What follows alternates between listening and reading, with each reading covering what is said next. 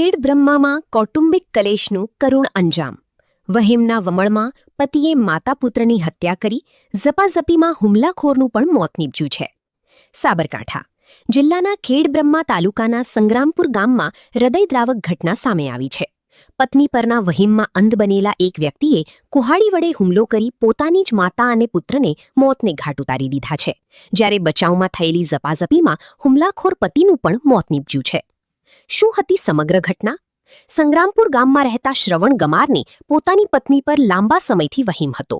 આ વહીમને કારણે ઘરમાં સતત ઝઘડા થતા હતા. ગતરોજ આ ઝઘડાએ વરવું સ્વરૂપ ધારણ કર્યું હતું.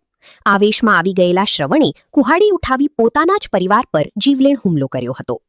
ઘટનાની ગંભીરતા: માતા અને પુત્રનું મોત.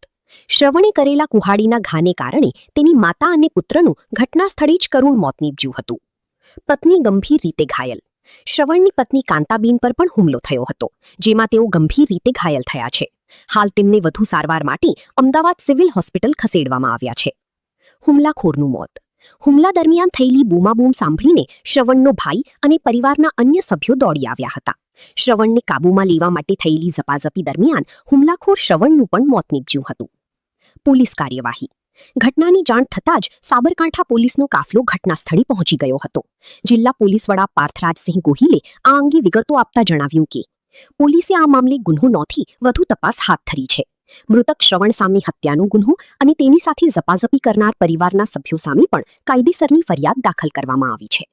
રિપોર્ટ: આબિદ અલી ભુરા, સાબરકાંઠા.